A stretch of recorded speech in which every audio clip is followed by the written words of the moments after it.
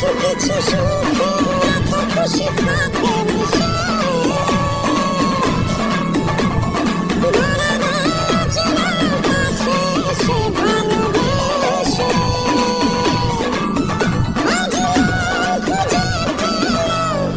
দি বল কিছু জন আমাকে ডাকলি এদিকে টাকা পাগল শর্টকাট দেবো দিয়ে দিয়ে গাইজ এই ফোনটা নিয়ে নিয়েছি, এই যে ফোনটা নিয়েছে না হাত দেবো না, কিসের জন্য ডাকলো কেন যে ডাকলো আমাকে এই কথা জবাব দিতে হবে। এই যে ফোন নিয়েছি ওটা গাইজ আমাদের অরণ্য পার্কে যাওয়ার হবে না, কথাটা এই জন্য বলছি যে ছোট্টখাট্ট আমাদের একটা গ্যাঞ্জাম হয়, গ্যাঞ্জামটা মেনলি টিকিট নিয়ে। আসসালামু আলাইকুম guys, it's me Rokon on striker and welcome back to my new blog. আপনারা সবাই কেমন আছেন? আশা করি সকলে ভালো আছেন। তো গাইজ আমি মেহেরপুর ছিলাম, বাট এখন বাড়ি আসলাম। তো বাড়ি এসে শুনছি যে আমাদের ফিল্ডে নাকি খেলা হচ্ছে এই প্রচণ্ড রোদের ভিতরে। তো আমি বন্ধুকে ফোন দিয়েছিলাম, ও বললো তাড়াতাড়ি চলে আয়, মেনলি ক্রিকেট খেলা হচ্ছে নাকি, বাইরে থেকে প্লেয়ার এসছে ঢাকা থেকে। তো দেখি গাইজ খেলা মেলা হচ্ছে নাকি, দেখে আসি।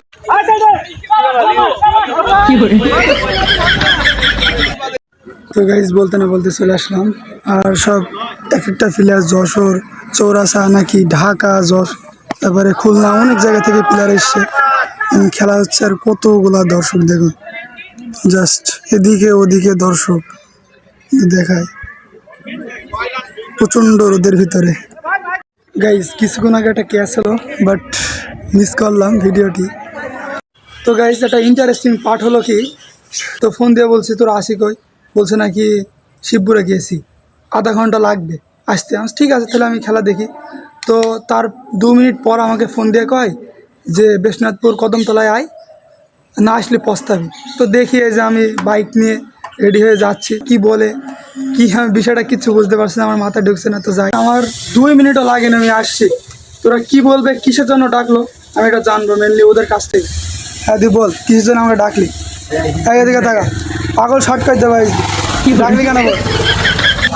গাইজ আমি কত সুন্দর খেলা দেখছিলাম, তো আমাকে ফোন দিয়ে কয় যে তাড়াতাড়ি আয়, না আসলে কিন্তু পস্তাবে। আচ্ছা বল কিসের জন্য ডাকলি আমাকে বল, এখানে প্রচুর মানুষ আছে, কোনো সমস্যা নেই, বল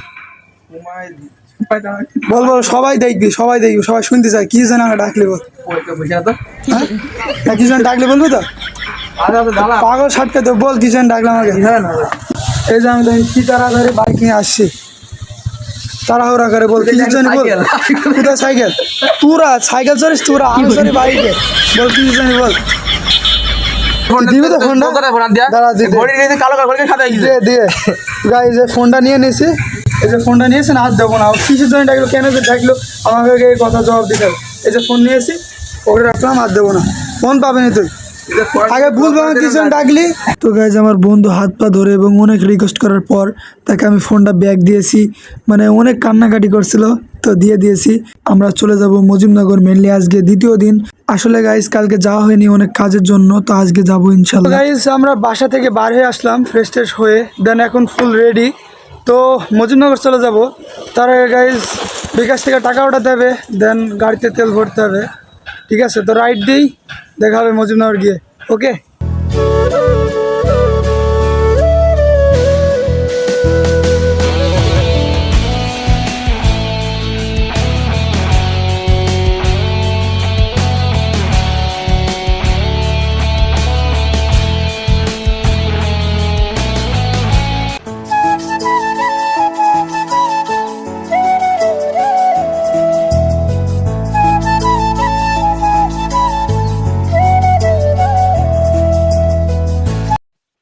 সো গাইজ আমাদের টাকা তোলা এবং তেল ভরা হয়ে গেছে, কিছুক্ষণের ভিতরে মজিমনগর অরণ্য পার্কের সামনে পৌঁছে যাবে।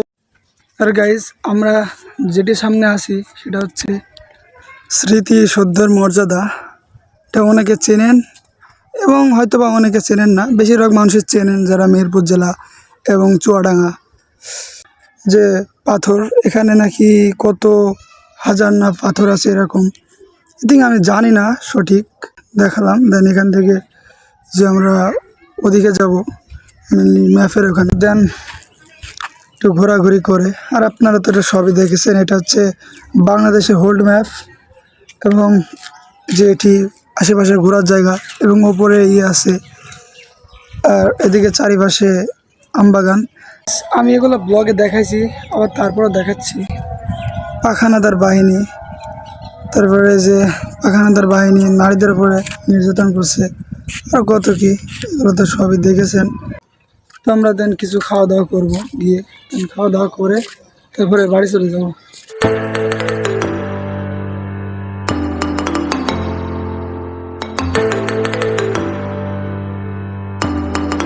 আপনাদের ভাবছিলাম অন্য পার্কটি ঘুরে দেখাবো, বাট আজকে আর হবে না। আজকে বলতে আর হবে না, কারণ ছোট্টখাট্ট একটা আমাদের সাথে গ্যাঞ্জাম বাঁধে। গ্যাঞ্জামটা মূলত টিকিট নিয়ে। বাইরে আমি কই যে ভাই টিকিটের মূল্য কত, বললো যে 40 টাকা। ঠিক আছে ভাই, তো আরো ওনার সাথে অনেক কথা হলো, সেগুলো না বলি। তো আমি কই যে টিকিটটা দেখি। এখন উনি কথাটা এইভাবে নিছে যে মনে হয় আমাকে বিশ্বাস করছে না, এজন্য বলছে যে দেখি। কিন্তু আমি এইভাবে বলেছি যে টিকিটটা মিললে আমরা লাগবে, মানে কাটবো আমরা দুইটা, হ্যাঁ। তো এই নিয়ে একটা গ্যাঞ্জাম হয়। তো সাইডে চাচা থাকে, চাচা কয় যে বাপ আর গ্যাঞ্জাম করো না, এখানে মানুষজন জড়ো হয়ে যাবে, তুমি চলে যাও। এবং উনার একটা কথা আমার খারাপ লাগলো, বললো যে আমার গেটের সামনে থেকে বের হয়ে যাও, সরে যাও, এখান থেকে চলে যাও। আমার কথাটা খুবই খুবই খারাপ লেগেছে। হয়তো বা আমারও ভুল ছিল, তারও ভুল ছিল, একটা কথা কাটাকাটি হয়েছে। ওটা বিষয় না, বিষয় হচ্ছে যে অপমান করলো ভাই, এটা খুবই খারাপ লাগলো।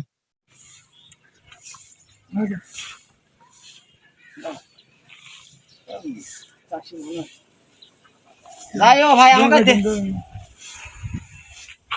আমাকে দেখতে যাইও। রক্তের রক্তের ভাই, আমার রক্তের।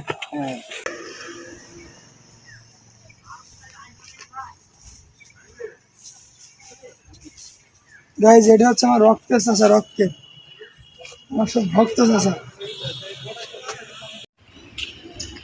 ভালো আছেন? আলহামদুলিল্লাহ।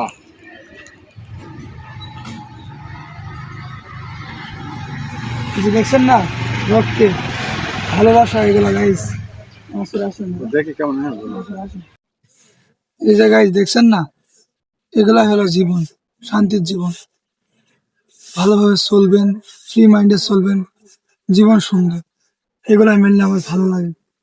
আর যেগুলো দেখছেন না, সবই ভালোবাসা। তো গাইজ ওই যে বলছিলাম না, ছোট্টখাটো একটা ঝামেলা হয়েছিল। তো তারপরে আমি দেন যাই, বলি যে চাচা ভাই ভুলটা আমারই ছিল, তো মাপ টাপ চেয়ে দেন সুন্দরভাবে কথাবার্তা বলে হ্যান্ডশিপ করে আসলাম।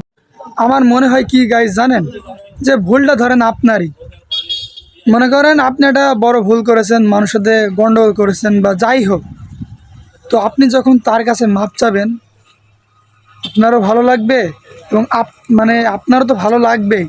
আর সে যে কতটা খুশি হবে, দেখা হলে আপনার সাথে কতটা ভালো ব্যবহার করবে।